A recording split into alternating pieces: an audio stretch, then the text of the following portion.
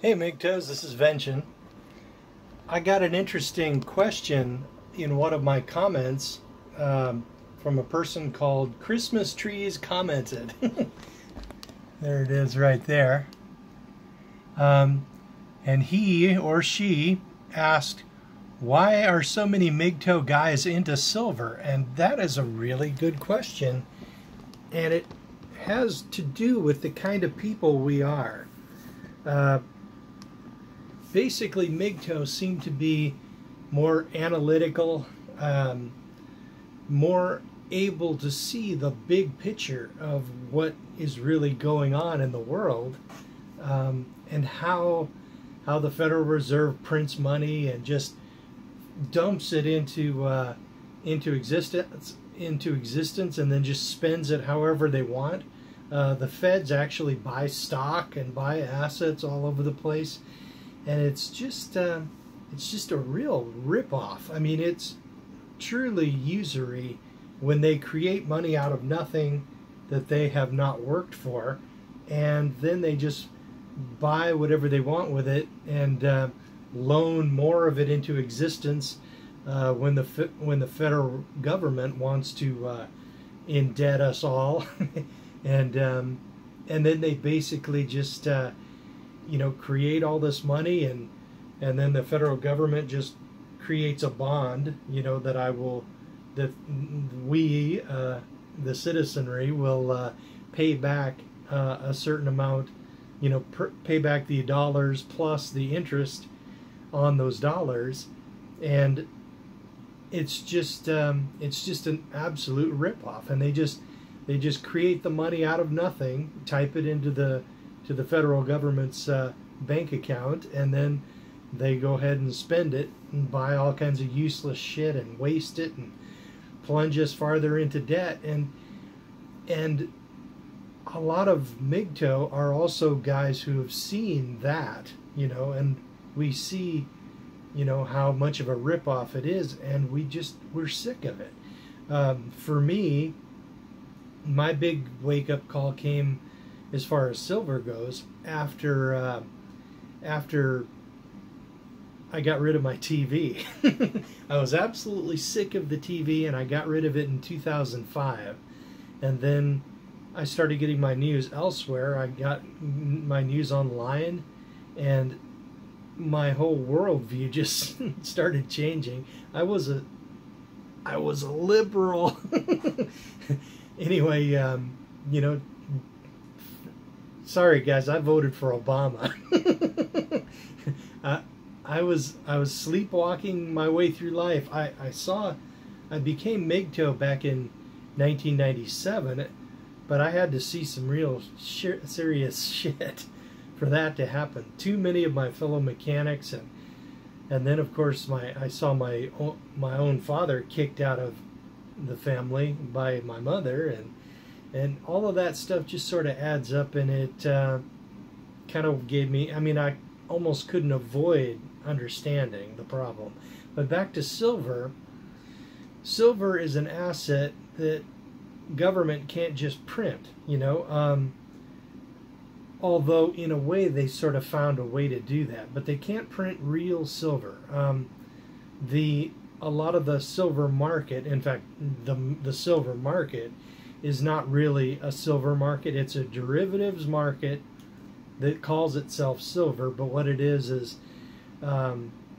it's what they call rehypothecated silver that's just in these banks like JP Morgan and all that, and the commodities exchange, and they have a certain amount of silver in their vaults, and then they sell silver effectively, and people can buy silver without ever pulling it out of the vault, and they can just buy it supposedly, and then they supposedly own the silver, and then they can trade on it and benefit with the up and down price swings.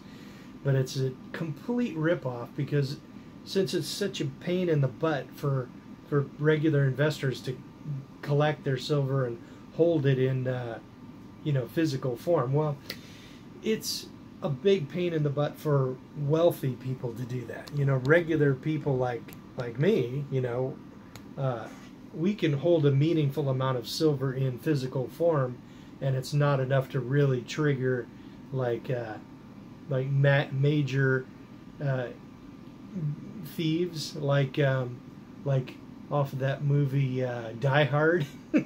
Remember those super intelligent thieves who seized this office building, and then the Die Hard guy Bruce Willis was like running around single-handedly defeating them all. It was a good movie, but in any case, what a regular working class guy can accumulate in silver is not really relevant to people like that. So, but people who actually have enough money to swing and change the market, those people would have to have gigantic vaults, and it's expensive, and they'd have to have armed guards, and they can't really do that. So what they do is they leave it in the COMEX and just buy shares of silver. And then, since so many people just buy the electronic version of silver, that allows the COMEX and all of these banks to just create amazing, insane amounts of fake paper silver and just flush it into the market. And then those people just they use it to suppress the price of silver. And then, since the price of silver never goes anywhere, people tend to buy their other financial products and like stocks and whatnot, and allow them to, you know, and then they don't ever get to hold the real value. But a working class guy can hold silver, and it's out of the conventional economic system, and it's physical, right? So if you have a giant problem like another 2008 again, and then we have another big huge banking freeze up where banks were afraid to transfer money to other banks, and then the whole thing was just about ready to freeze.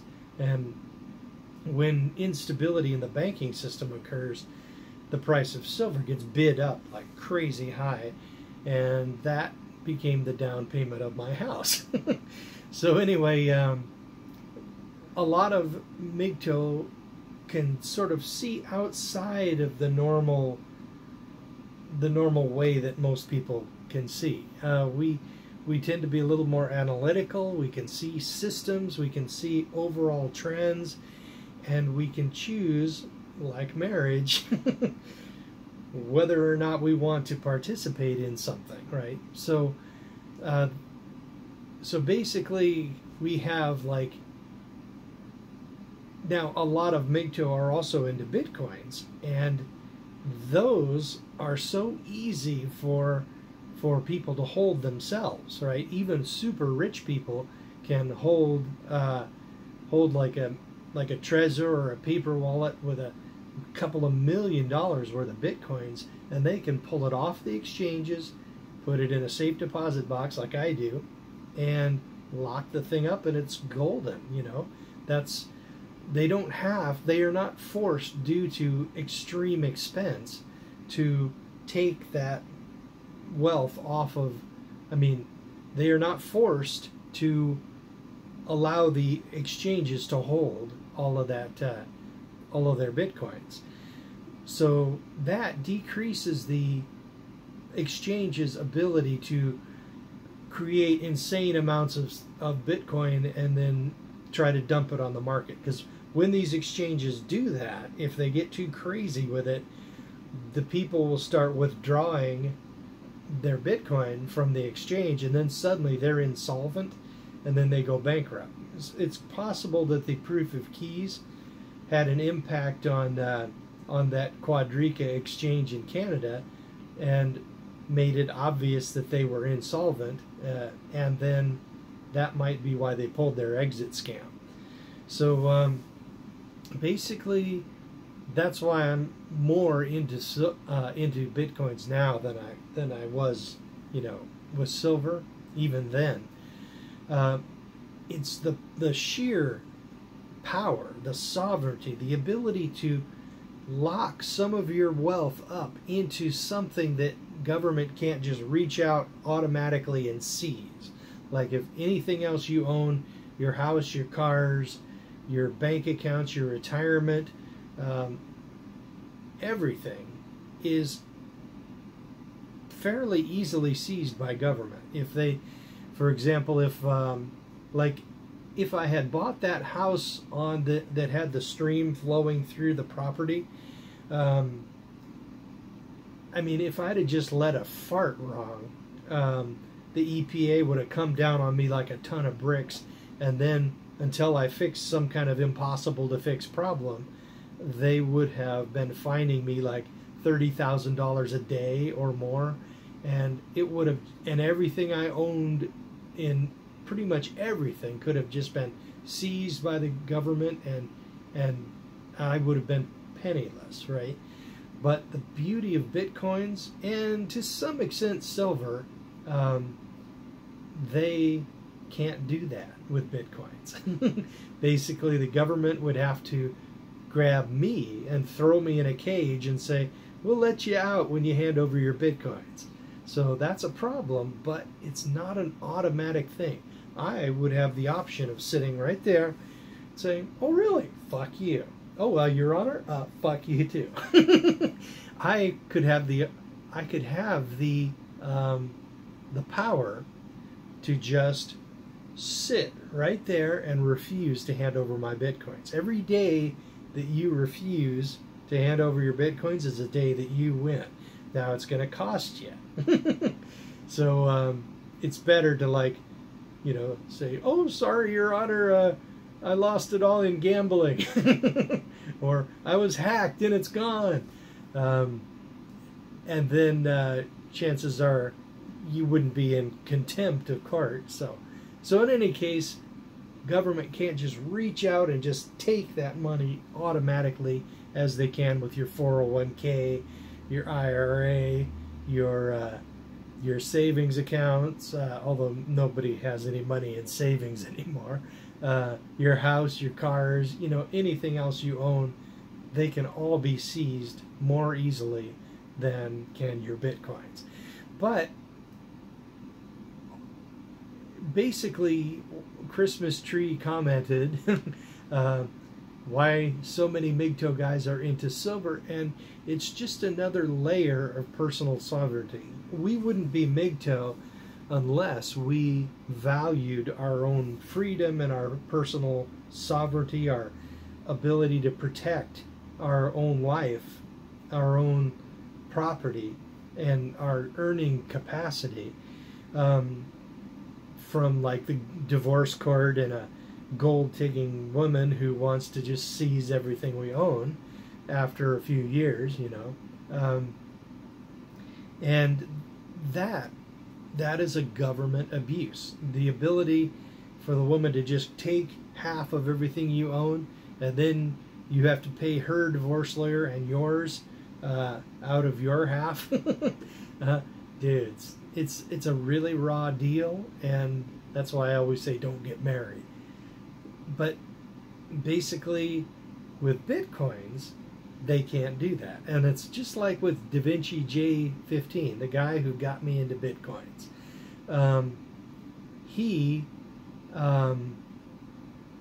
He saw that his wife, you know, his wife just said, well, you know, you haven't done anything wrong. I just want to sleep with other men, you know, and just because I can, I'm going to take everything you own and then turn you into a pay or go to jail slave. And by the way, all that money you made on Bitcoins, you're going to have to do that every year or you're going to go to jail. And Da Vinci said, well, yes, dear, of course, yes, dear. And then he got on a plane to Chile, got an apartment, and just ghosted her, you know. And now it's he who determines how much money he sends for child support. He is now out of the, you know, there's no extradition between Chile and Canada, so they can't touch him there. They could come up with some kind of trumped up charge or something. They could try to get the the federal government of Chile to try to seize him, but generally for family courts issues, it just doesn't happen. And he's still a free man, as far as I know. But if he ever goes back to Canada, man, they're going to throw his ass in jail so quick. So in any case, that's the reason why so many of us are into silver and bitcoins especially. It's because we value our personal freedom, our personal sovereignty, our ability to hold on to the wealth that we bust our asses to earn. Because unlike the Federal Reserve, we don't have the ability to just create money out of nothing and spend it however we want. So yeah, that pretty much answers that question. Now, there's a second thing I'd like to cover in this video. But yeah, actually, you know, I think I should probably just make a second video about that. So I'm going to go ahead and pause it or stop right here, and be sure to caution everybody, don't get married.